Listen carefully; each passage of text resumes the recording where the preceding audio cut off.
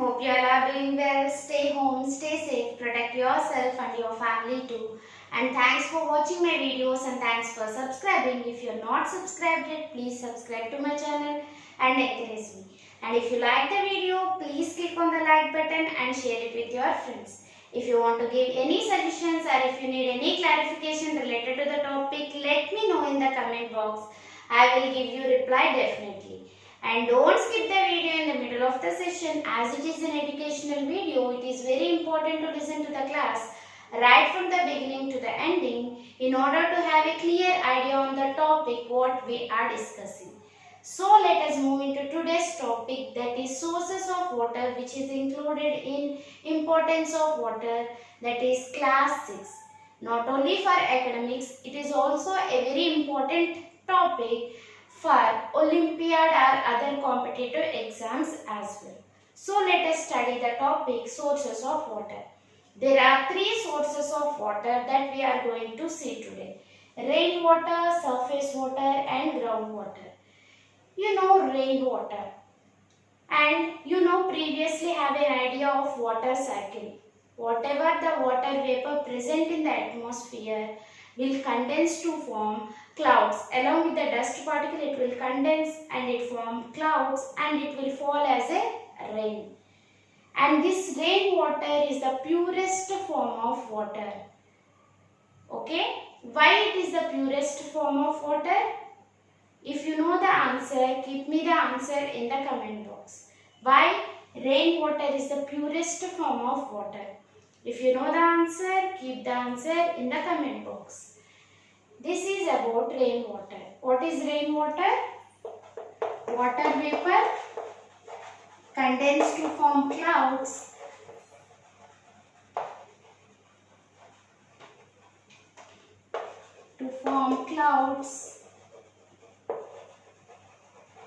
And fall as rain. And it is the purest form of water. Purest form of water. Why it is purest form of water? You need to tell me the answer.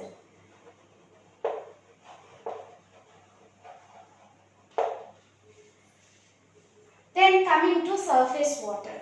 Surface water is either available in oceans and seas as well as rivers, streams, ponds, canals. All these are surface water sources. What are the sources of surface water? It may be oceans and seas, or it may be rivers, ponds, canals and streams. Okay? And whatever the surface water which is available in oceans and seas, it is salty in nature and it is unfit for the consumption. Unfit for the consumption. It may be for drinking or for irrigation purpose. That is, for agriculture also it is not useful. Industrial purpose, nowhere it is useful. Even though the surface water is available in oceans and seas, it is rich in salt content. It is salty water and it is not useful for human consumption. And not useful. Okay? And coming to the next, rivers, ponds, canals and streams. From where this water comes from? It may be due to the melting of snow in mountainous regions or due to rain. The water will come to these rivers, ponds, canals and streams. While traveling, it will come in contact with so many impurities. So whatever the water available here is not pure, it is impure. But we can purify it and we can consume it. And from where this water comes from? It may be due to the melting of snow in the mountainous regions or due to the rains. The water will come to these rivers, ponds, canals or streams. What are the two sources? Melting of, maybe due to melting of snow in mountainous regions or due to rains. The water will come in contact with so many dust particles, dirt particles in its way. So it is not pure, it is impure water, but we can purify this water and we can consume. This is about surface water. Then coming to groundwater. Okay, coming to groundwater. From where this groundwater comes from? And whenever it rains, it will be collected, it will fall in oceans, seas, rivers, ponds, canals and streams. Just like that, it will also fall on the surface of the earth. Yes, if it is a soil, containing particles which have gap in between, the soil will have gap in between. These particles will have gap in between, and through these gaps, the water will move inside. Water will move inside and will be deposited in the bottom. Okay, deposited in the bottom. And this water is nothing but groundwater. Whenever there is rains, what will happen? The soil will contain some of the spaces between them, and through these spaces the water will move inside and it will seep and it will be absorbed by the soil, and whatever the soil that is going is deposited at one level, that is nothing but groundwater. And the level of water below the ground is called as water table. Two things you need to understand here. What is groundwater and how it comes? Due to rains only. The soil will absorb some water, and through the spaces, whatever the water that is coming will be absorbed inside, and it will be deposited at the lower layers, and this water is groundwater. Okay, the deposited water below the ground.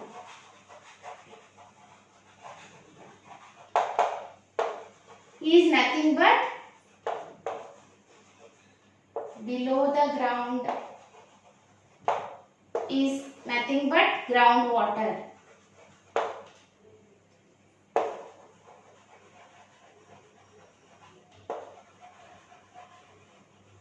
Then what is water table? The level of water below the ground is called as water table.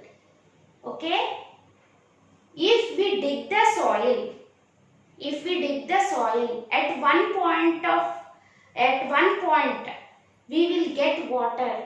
Yes, the level of water is nothing but water table. So write down that also. What is water table?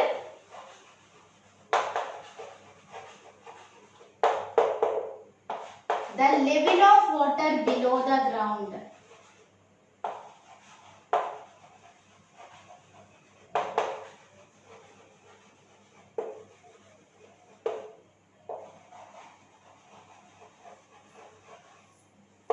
Is called as water table. What is the difference? Whatever the water that is called as groundwater and the level of water is called as water table. That is the difference. You need to understand. The level is called as water table. The water itself is groundwater. That's it. And groundwater is available either in wells, springs, tube wells,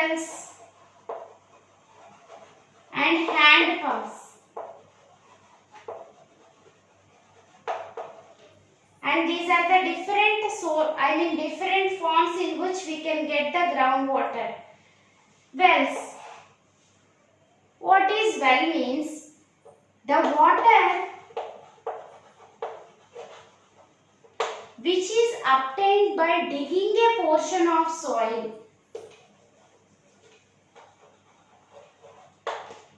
By digging a portion of soil.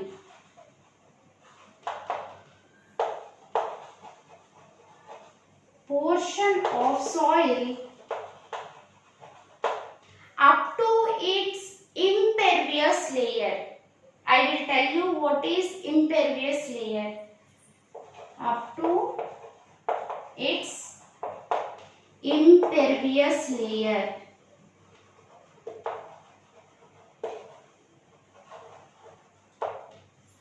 If we dig the soil in any area up to impervious layer, we will get some water. That is nothing but well. Okay? A larger area will be digged to get the underground water. That is nothing but well. What is this impervious layer means? It will not, this layer of soil or this layer will not allow liquid or gases to pass through it. What is impervious layer? The layer of soil which will not allow the liquids or gases through it. You take this duster. In order to make you understand, I am saying, if we pour water onto this, will it come below? It won't come because it cannot absorb and it cannot allow the water to come through. So it is also impervious. Just like that, below the ground, the layer which is not allowing the water or gases, it may be any liquid or gas to pass through, it is called as impervious layer, which will not allow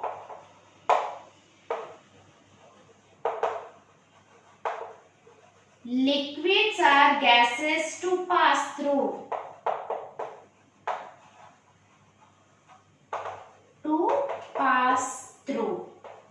It will not allow. That layer is called as impervious layer. That is nothing but wells. If we dig a larger portion up to impervious layer, we will get a water table.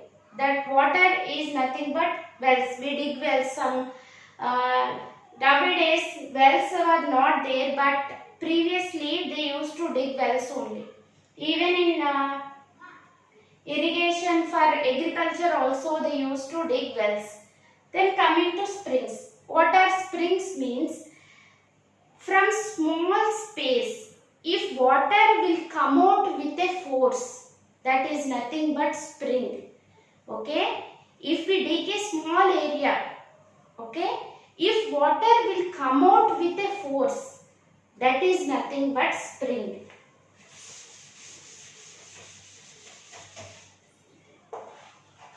If water comes out with a force,